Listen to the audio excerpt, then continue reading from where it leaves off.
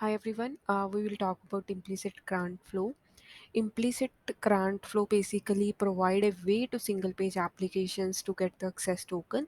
By single page applications, I mean the application which does not need to reload itself for its use. Basically, it loads a component of the page. Like for example, mailbox, right? When you select any email from the inbox and it just loads your email in the right component. It's not like that it reloads the full page when you select the email, right? It basically reloads the component of the page, and that's basically single page application. And there are many single page applications out there in the market. For example, Facebook, Google Drive, Gmail, and even GitHub is a single page application. This is the, like, in layman terms, like, single page application is the application which does not uh, reload itself for its use. Like, it just reloads a part of component of the page. And now since you are reloading a component of the page, right, you are basically refreshing the data of a component, page component. So now you can make a web API call to refresh that data, and you want to make that web API secure, right? So basically, there you can use the implicit grant flow to secure your web API using the access tokens. Even if you have any single page JavaScript applications, or the application which doesn't have any backend, and so there you can use implicit grant flow uh, to get the access token. So Microsoft has very nice documentation on implicit grant flow. Let me quickly share the protocol diagram. Yep.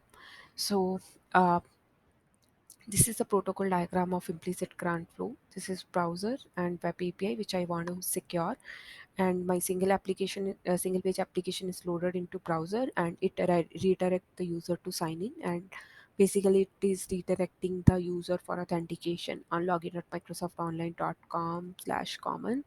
So you might have seen many applications basically it shows you the prompt to enter the credentials. So that's what this step does. So it you will get a pop-up where you will enter the username and credential, and if you are logging first time, you will have to provide the consent. So basically, in the consent box, you can see what permissions this application is asking. You can review that and provide the consent.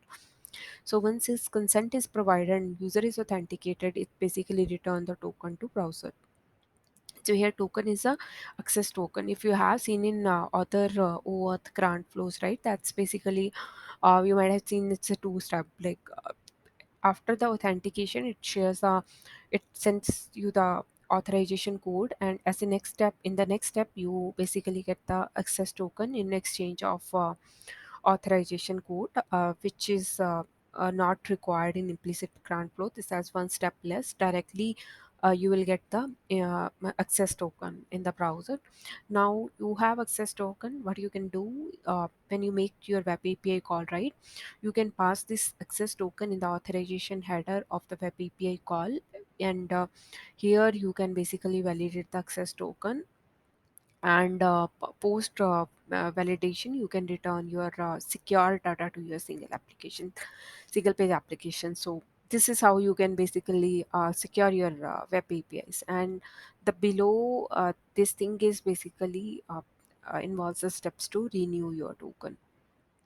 Okay, so now to secure your uh, basically for your implicit grant flow, or for your authentication, you can use ADAL or AMSL libraries.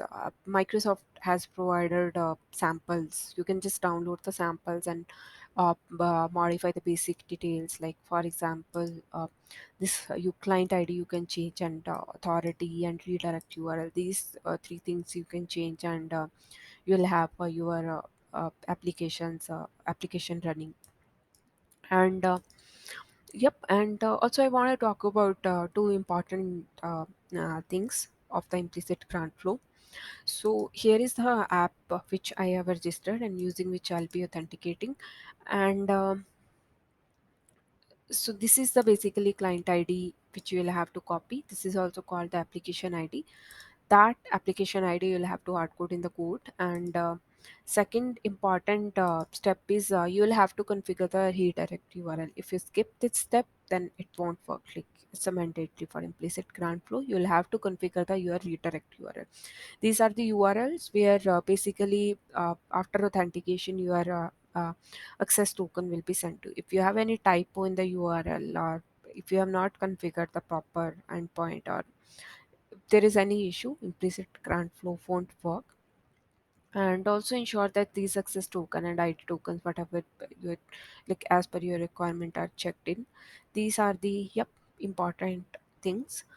Yeah, that's all. Probably in the next video, I'll give you a walkthrough of the samples which Microsoft has provided and how to get this up and running for authentication. Thank you everyone for watching. Thanks.